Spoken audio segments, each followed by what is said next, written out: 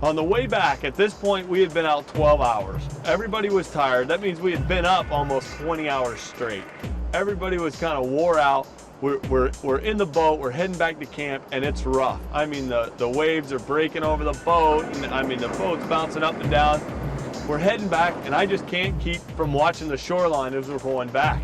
And I'm watching the shoreline, and all of a sudden I see a huge grizzly making his way down the beach.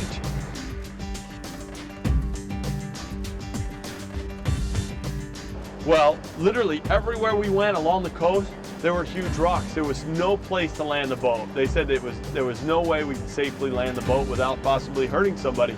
So that was the hardest thing I've ever been through. Here's a grizzly bear. It's a big bear, it's by itself, it's walking down the beach, we have the wind in our favor, everything's perfect, except we can't get to shore. So I'm going nuts. Too rough to land.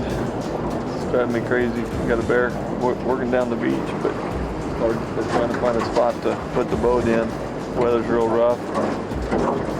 We're worried about somebody getting hurt, getting up next to the shore there. I'm ready to put a life vest on and swim the shore. Finally, about 3 miles away from where we had seen this bear, we find a little cove that we can pull into. 3 miles. I mean, there's a lot of country now between us and this bear. So we're beat. Paul knows I really want to go. Sean knows I want to go. I mean, I can't help it. We're all exhausted, but I want to go after this bear. They agree to take us. We pull up, we bail out, and we head toward the bear. We see some tracks on the beach after we've gone about 2 miles, and we drop down to the beach. Well, they're fresh tracks. So we're following these tracks along, and I see where the tracks go up through the snow. Well, I'm in the lead, so I decide to take off up the ridge and through the snow. As I get up on the top of the bluff, my guide whistles to slow me down. Like, hey, hold on a minute. He whistles, I stop.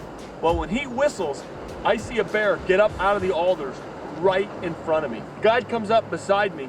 I'm worried he's gonna shoot this bear because this bear is close, and for some reason it wasn't taking off. It didn't want to leave. Well, the bear stands up right in front of us and gives me a clear shot. I take my shot, the bear goes down, and then he comes back up a couple seconds later. I have another arrow on the string, I fire again. I watch that arrow go right into the bear. Shoot my bear. I just smoked the big bear. It's going down. My bear's going down. I just got a grizzly bear. It's down. It's down. It's down. It's fully down. Thank you for not shooting. I'm going nuts. My bear just dropped. I just shot a grizzly and it all went down like that. Look at that bear. Thanks, Paul. Thanks, man. Unbelievable. When this bear stood up in front of me, 25, 30 yards away in the alders, it was unbelievable. I mean, how do you even describe that? Paul, my guide, I was in the lead. Paul whistled. I was getting a little ahead of him. I was following this bear's tracks up through the snow, and when he whistled, this bear stood up. And we found out later it had carried a seal up that cliff, and it buried a whole seal in the snow. That seal has to weigh, Paul guessed it at about 120 pounds, and this bear just carried it up that huge cliff, getting ready to eat it.